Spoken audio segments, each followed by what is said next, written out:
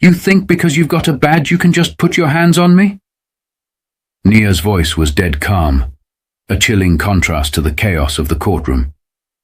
Officer Briggs sneered, his face a mask of red-hot arrogance as his hand dropped to his heavy ASP baton. "I am the law in this room, girl. You're nothing but a thug in a hoodie. Now get on the ground before I break your arm."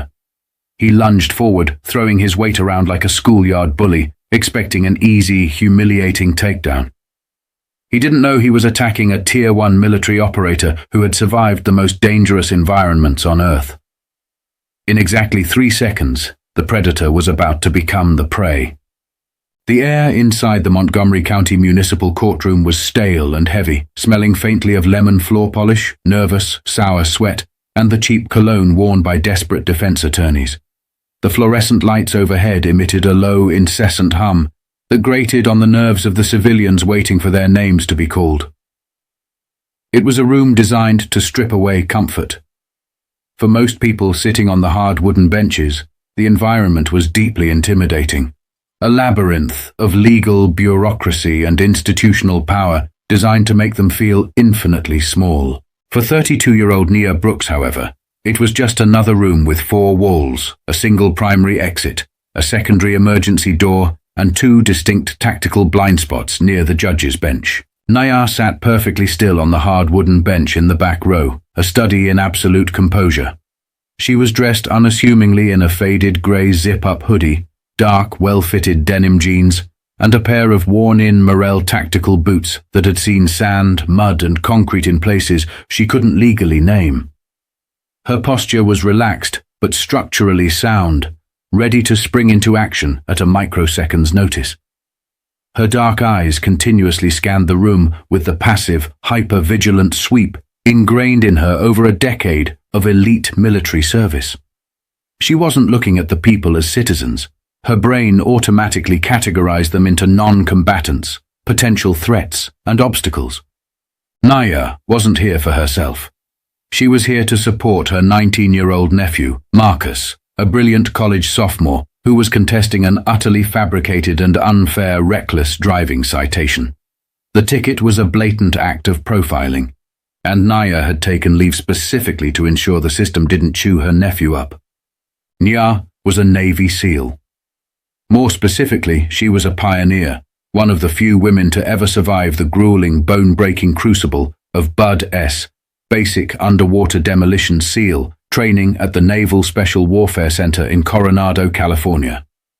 She had spent the last 8 years operating strictly in the shadows, executing high-stakes direct action missions, hostage rescues, and close-quarters battle, CQB operations, across 3 different highly hostile continents. She knew exactly what real danger felt like.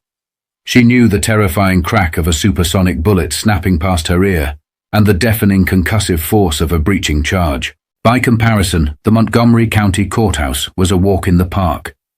But there was a different kind of threat in this room, a domestic one, draped in the armor of local authority. Standing near the swinging wooden gates that separated the gallery from the judge's bench was Bailiff Daniel Briggs.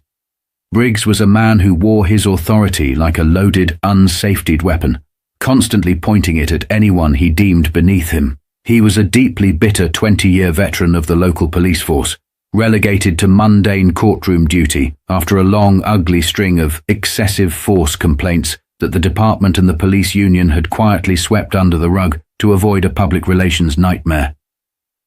He was heavily built, pushing 240 pounds, his uniform stretched tight over a thick, barrel-like torso. His face was permanently flushed with an arrogant, aggressive redness, exacerbated by high blood pressure and a fragile ego. From the exact moment Nia and Marcus had walked through the metal detectors at the front entrance, Briggs had been watching them. His eyes were hard, calculating, and dripping with unvarnished systemic prejudice. To Briggs, the young black man in the nervous, tightly buttoned dress shirt and the athletic black woman in the casual hoodie weren't citizens seeking due process under the law. They were targets. They were prey meant to be subdued. "Look at them," Briggs muttered under his breath to a younger deputy standing nearby, aggressively adjusting the heavy duty belt around his waist to make his gear rattle. "Thinking they own the place, strolling in here in street clothes, zero respect for the law or the badge. The younger deputy shifted uncomfortably on his feet, looking away and not replying, but Briggs didn't need validation. He fed on his own toxicity. He thrived on the cheap thrill of intimidation. Throughout the long, agonizing morning, Briggs had made a deliberate point of pacing past Naya and Marcus's bench. Each time he passed, his hand rested casually but pointedly on the butt of his Glock sidearm, which was secured in a Safariland Level 3 retention holster. He wanted them to see the gun. He wanted them to feel the threat. At one point he deliberately bumped Marcus's knee with the heavy, knurled handle of his baton, offering a deeply insincere, mocking, "Watch your legs, boy. Try not to trip the law." Marcus had instantly tensed, his breathing hitching, his hands balling into tight fists on his lap. But Naya had smoothly placed a calm, grounding hand on his shoulder, her touch light but immensely reassuring. "Breathe," she had whispered, her voice barely a breath itself. "He's fishing for a reaction. Control your space. Don't take the bait." Through all of this posturing, Nia's resting heart rate hadn't elevated a single beat. She had been brutally interrogated by hostile foreign forces during SERE training, hunted through freezing, unforgiving mountains, and pushed far past the perceived limits of human physical endurance. A small-town bully with a tin badge and a glaring superiority complex was nothing to her. He was an annoyance, a gnat buzzing around a lion. But as the morning dragged on and the clock ticked toward noon, Briggs grew increasingly irritated and then infuriated by Naya's total lack of fear. Her calm, unwavering eye contact stripped away his perceived power. In his twisted worldview, people who looked like her were supposed to look down at the floor. They were supposed to cower when a man in uniform approached.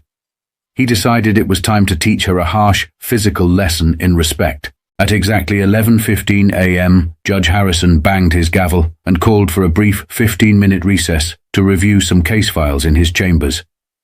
The stifling courtroom erupted into a low murmur of relief as lawyers shuffled heavy stacks of papers, snapped their briefcases shut, and civilians stood up to stretch their cramped legs. Marcus exhaled a shaky, prolonged breath and stood up to use the restroom, desperately needing a moment away from Briggs's oppressive glaring. Naya remained seated on the bench, casually pulling her smartphone from her hoodie pocket to check an encrypted message from her commanding officer regarding her upcoming deployment schedule. Briggs saw his golden opportunity. With the judge off the bench and safely behind closed doors, the courtroom was his undisputed kingdom. He swaggered down the center aisle, his heavy leather boots thudding loudly, deliberately against the linoleum to announce his approach. He stopped directly in front of Naya, intentionally stepping into her personal space, looming over her seated figure. The harsh, pungent scent of stale black coffee, chewing tobacco, and cheap aftershave wafted off him in a suffocating wave. "Hey, you!" Briggs barked. He didn't use an inside voice. He projected from his diaphragm, his tone loud and harsh enough to instantly draw the nervous attention of the remaining 24 people in the gallery. Naya slowly, deliberately looked up from her illuminated phone screen. She didn't flinch. She didn't scramble to her feet or stammer out an apology. She simply met his furious gaze with eyes as cold, dark, and impossibly deep as the Pacific Ocean at midnight. "Can I help you, officer?" "There's no cell phones allowed in the gallery, girl. Can't you read the damn signs?" Briggs demanded, aggressively pointing a thick, stubby finger at a placard mounted near the heavy oak doors. The sign clearly stated that phones must be silenced, not put away entirely. "My phone is on silent, officer," Naya replied. Her voice was perfectly even, flawlessly modulated, and entirely devoid of the trembling submissiveness Briggs was desperately looking for. She calmly pressed the lock button on her screen and slid the device back into her hoodie pocket, keeping her hands visible. "Is there a problem?" "The problem is your attitude," Briggs sneered, leaning in closer, his face inches from hers. He dropped his voice to a malicious, gravelly whisper meant only for her ears, attempting to establish a terrifying intimacy. I know your type. You come in here with your hood rat clothes, disrespecting my courtroom. You think you're tough. You think the rules don't apply to people like you. Nya didn't react to the racial slur or the thinly veiled threat. Instead, she analyzed him the exact way she would analyze an armed combatant in a war zone. She noted his rapidly elevating heart rate, visible by the pulsing vein in his thick neck. She saw his dilated pupils and his aggressive, forward-leaning posturing. She calculated his center of gravity. He was actively looking for a physical altercation. He wanted her to snap, so he would have the legal justification to hurt her. I'm strictly following the rules, officer. I'm simply sitting here quietly, waiting for my nephew's case to be called to the docket, Nya said, her hands resting relaxed and open on her lap.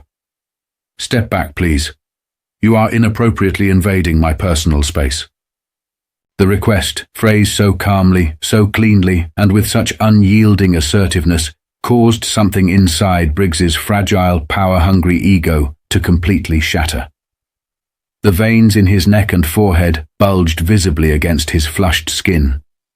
A black woman confidently telling him what to do, setting boundaries in his courtroom, was an intolerable, unforgivable offense to his pride. I'll stand wherever the hell I want, Briggs spat, tiny flecks of saliva flying from his lips. In fact, I want you out, right now. Stand up, you're leaving the courtroom. On what specific legal grounds? Nya asked.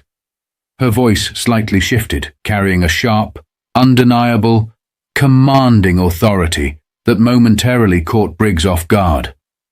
It wasn't the defensive voice of a scared civilian trying to argue. It was the voice of a seasoned commander demanding a tactical justification. On the grounds that I said so, you're disturbing the peace, Briggs shouted, completely abandoning any pretense of professionalism. The volume of his voice echoed off the high ceilings. Several people in the gallery gasped, realizing a violent confrontation was erupting.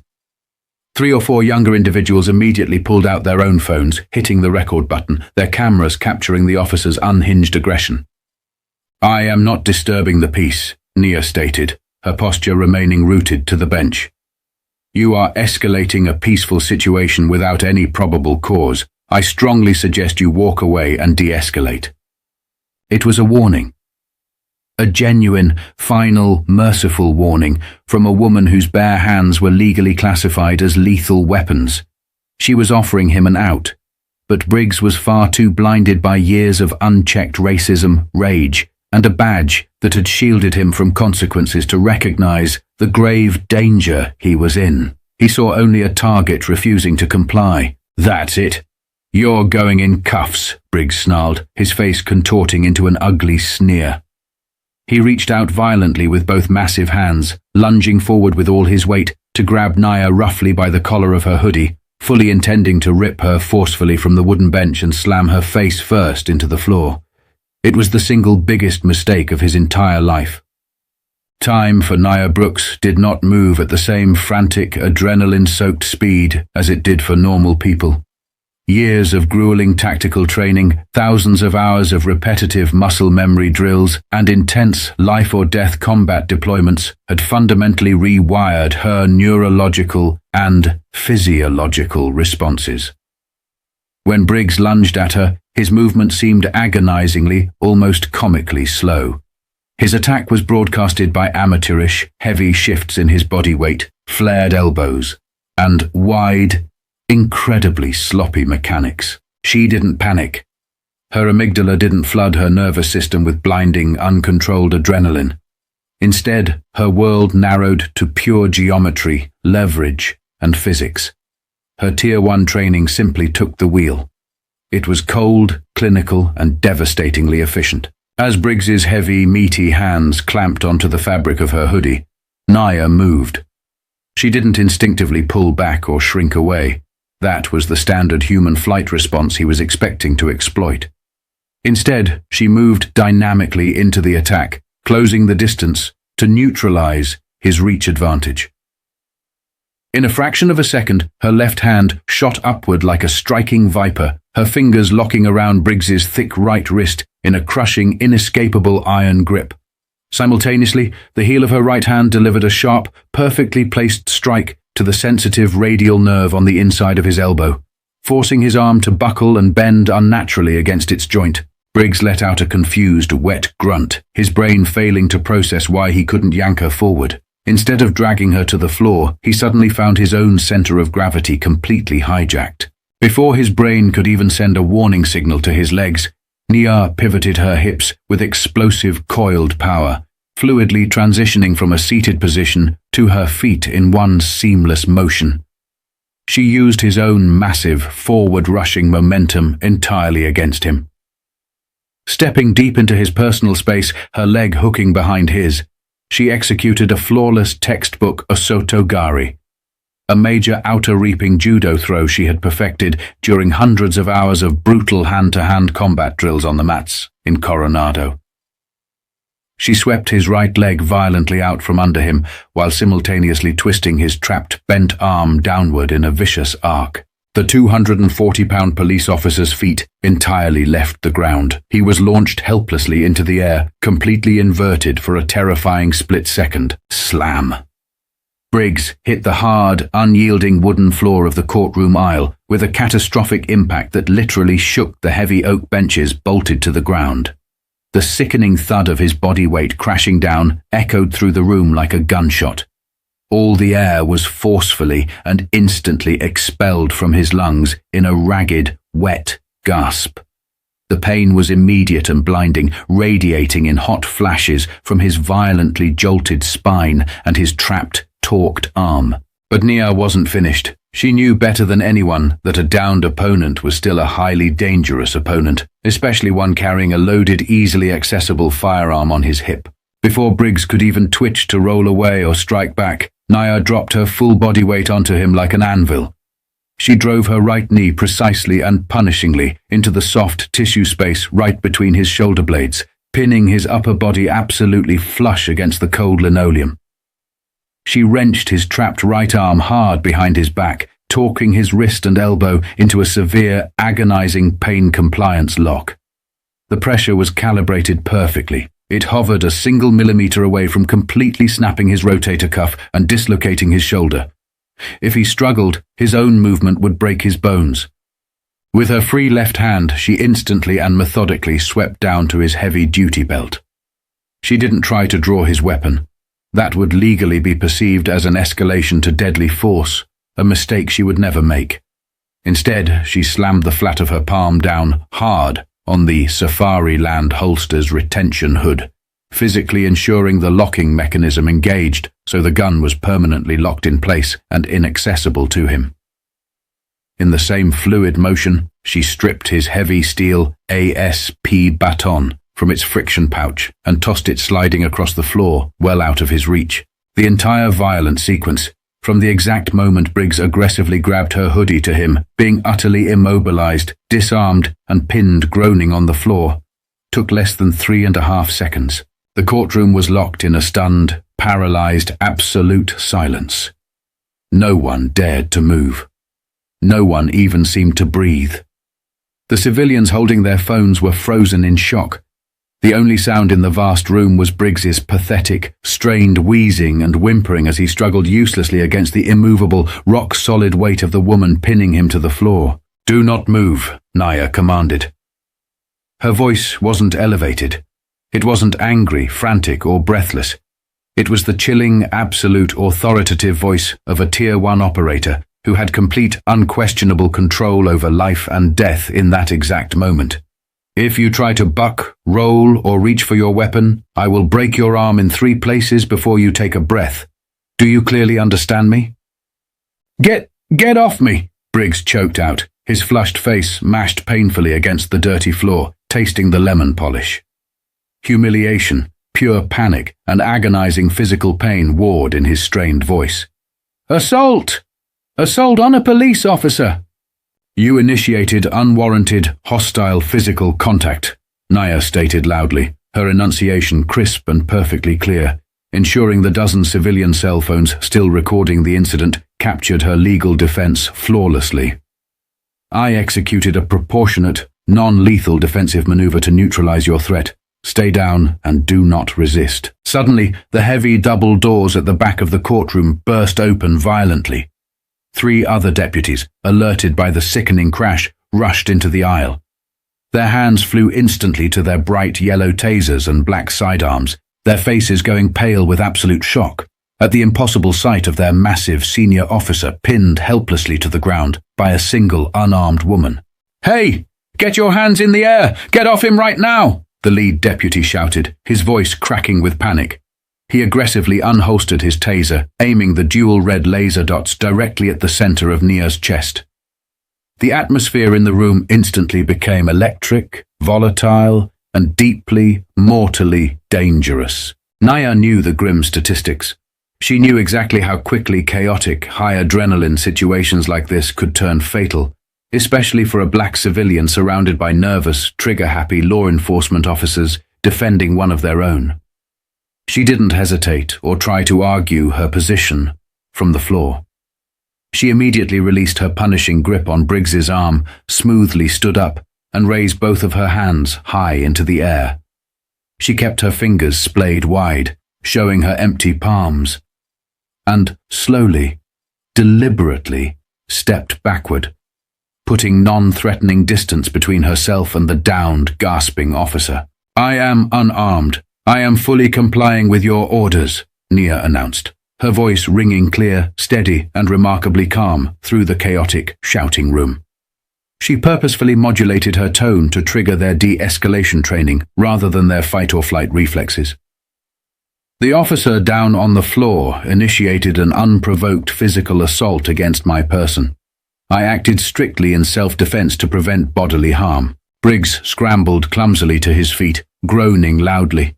His face was an ugly, mottled purple with unhinged rage and deep shame. His normally crisp uniform was rumpled and covered in floor dust, and his carefully curated aura of untouchable dignity was shattered into 1,000 irreparable pieces in front of a live audience. He clutched his throbbing shoulder, gasping greedily for air, but his profound public embarrassment quickly acted as fuel for a venomous, desperate hatred. "She attacked me!" Briggs screamed, pointing a thick, trembling finger at Nia. Strings of spit flew from his lips as he actively tried to control the narrative.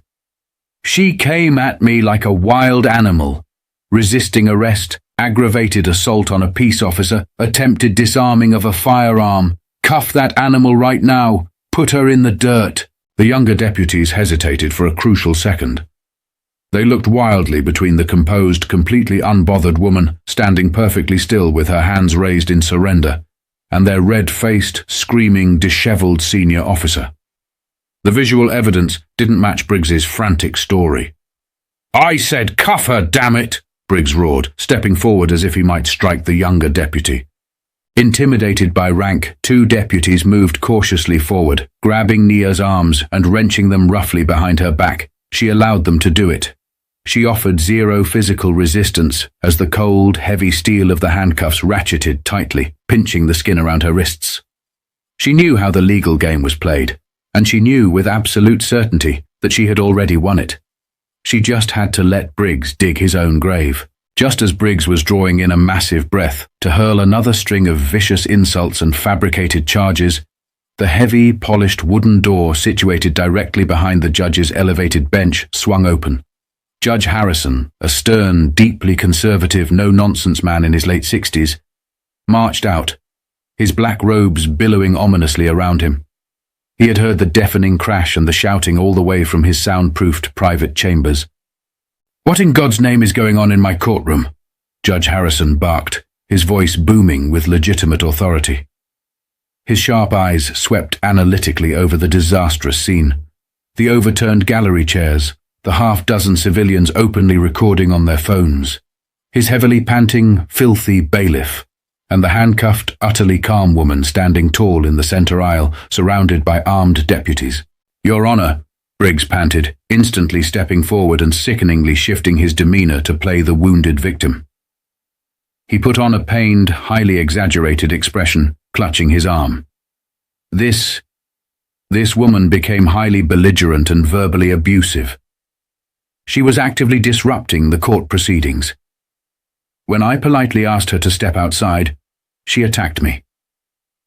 Utterly unprovoked, Your Honor. She used some kind of martial arts move to blindside me.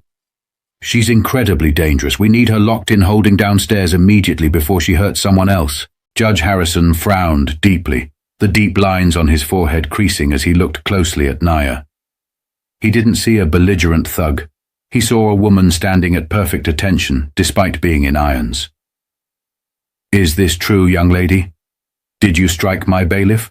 Naya stood tall, her shoulders squared impeccably, looking the formidable judge dead in the eye with zero intimidation. No, Your Honor. It is a complete and utter fabrication. Officer Briggs racially profiled me from the moment I entered this building. He harassed me, invaded my personal space, and then attempted to unlawfully and violently grab me by my clothing to drag me to the floor. I utilized a standard defensive takedown merely to protect myself from his unwarranted assault. She's lying to your face, Briggs shouted, his confidence artificially bolstered by the sight of Nia in handcuffs. In his small, corrupted mind, he was untouchable. He was the veteran cop. She was just a civilian minority. The justice system would always protect him. The blue wall of silence. Always. Had before. She's a violent, lying thug, Judge. Lock her up and throw away the key. I am not a thug, Officer Briggs, Naya said.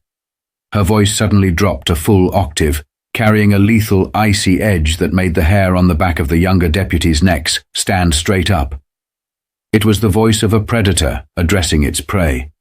She turned her attention, respectfully but firmly, back to the judge.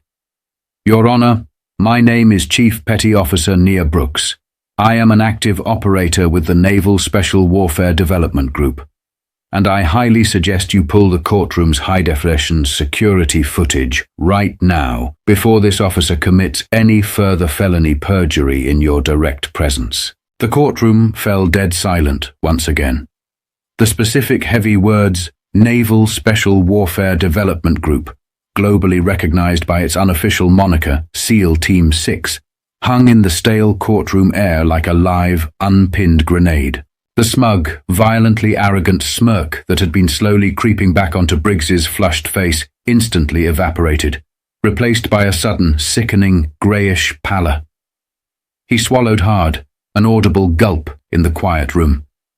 His eyes darted nervously to the camera domes mounted in the corners of the ceiling. Judge Harrison's bushy eyebrows shot up so high they nearly met his receding hairline. He took a step back, looking at the slight, incredibly athletic woman in the faded hoodie, totally re-evaluating everything he thought he was looking at. You are an active-duty United States Navy SEAL, Chief Brooks. Yes, Your Honor. I am currently on approved shore leave, here solely supporting my nephew regarding a traffic citation. Naya replied calmly, nodding toward a wide-eyed Marcus, who had just returned to the room. And as an elite military operator trained extensively in kinetic threat assessment and lethal close-quarters combat, I can assure you beyond a shadow of a doubt that if I had genuinely wanted to attack Officer Briggs, he would not be standing here right now breathing well enough to lie to you about it. A few people in the gallery, emboldened by Naya's unyielding defiance, stifled nervous, mocking laughter. Briggs looked like he was going to be physically sick. The blood had entirely drained from his extremities.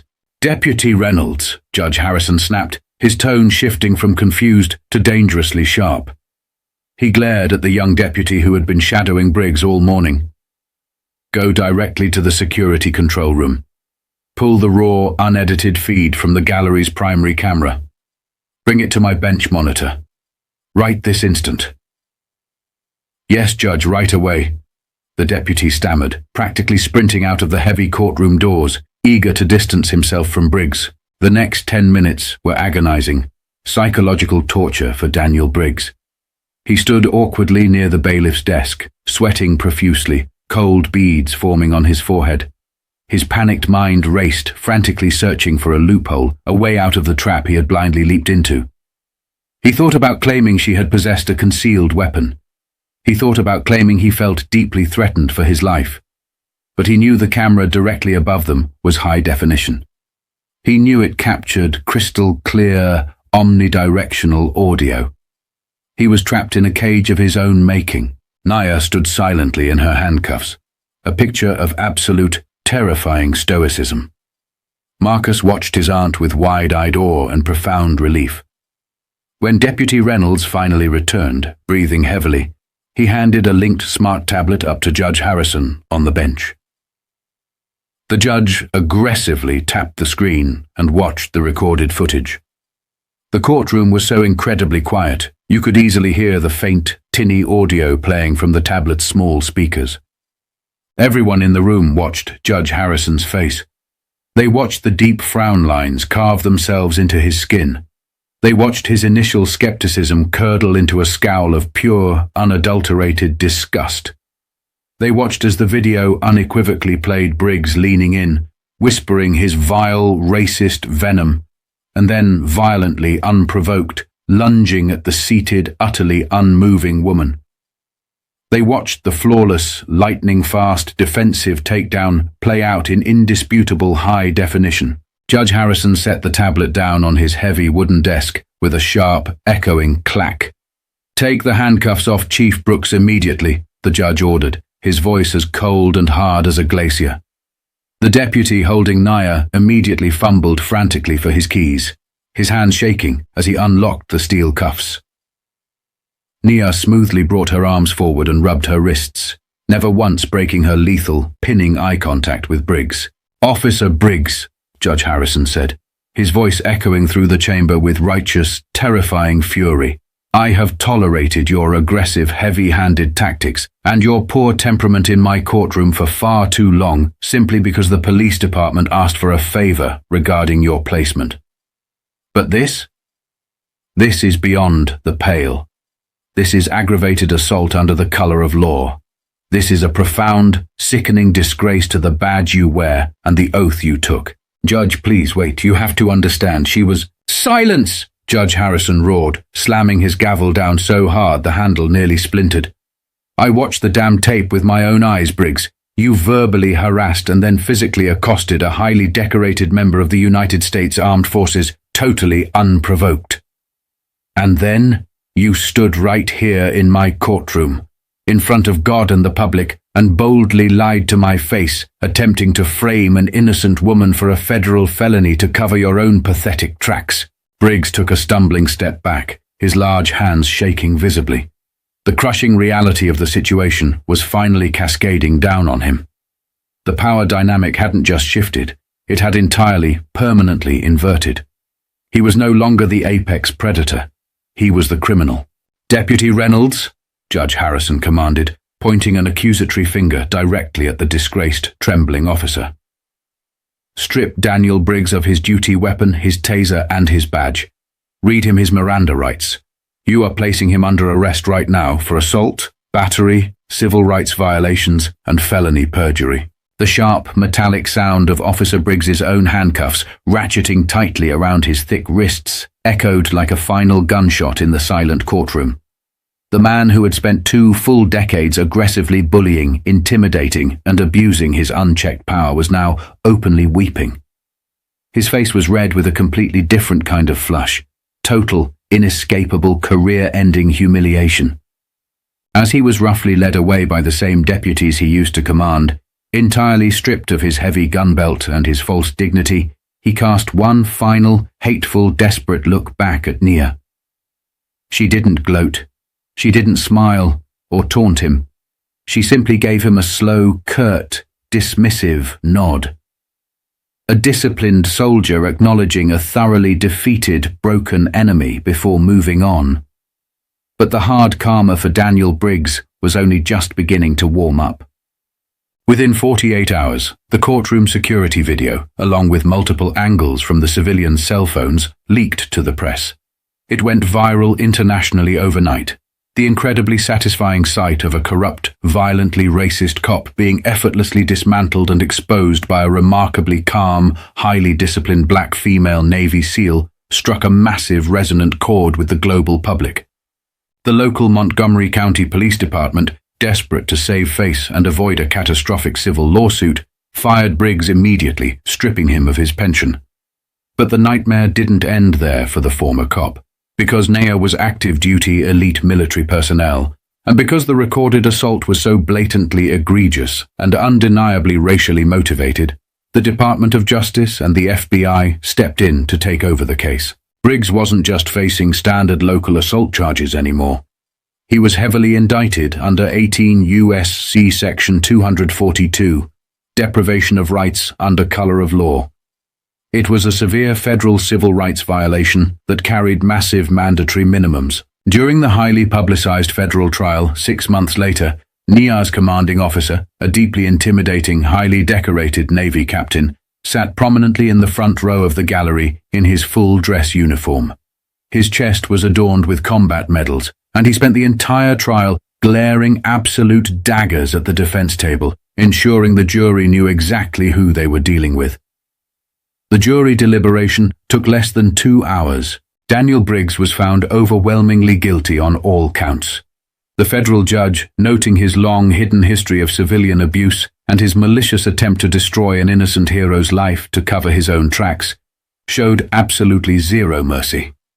Briggs was sentenced to 7 hard years in federal prison. The day the final devastating verdict was read in court, Nia Brooks wasn't even in the country to hear it. She was thousands of miles away, deployed on a classified high-risk mission in the pitch dark of night. She wasn't thinking about Daniel Briggs. She wasn't thinking about the dusty courtroom or the viral video. She had already left him in the past. She was doing exactly what she was born and trained to do, protecting the weak, serving her country, and moving relentlessly forward. Briggs, on the other hand, would spend the next 7 agonizing years locked in a small, suffocating concrete cell. He was entirely stripped of his badge, his gun, and his power, forever haunted by the humiliating memory of the 3 incredibly short seconds it took for a quiet professional to tear his entire corrupt world apart. What an absolute, undeniable masterclass in brutal karma. Nia Brooks proved once and for all that true, lethal strength doesn't need to shout, and that corrupt bullies will always fall hard when they finally cross the wrong person. The fact that Briggs lost his badge, his freedom, his pension, and his pride all in one incredible swing of justice is exactly the kind of ending he deserved. If you loved this intense story of instant karma and a true silent hero putting a corrupt, abusive cop exactly in his place, hit that like button right now. It really, truly helps the channel grow and lets us bring you more amazing stories. Don't forget to share this video with someone who absolutely loves a satisfying story of justice served cold, and make sure you hit subscribe and ring that notification bell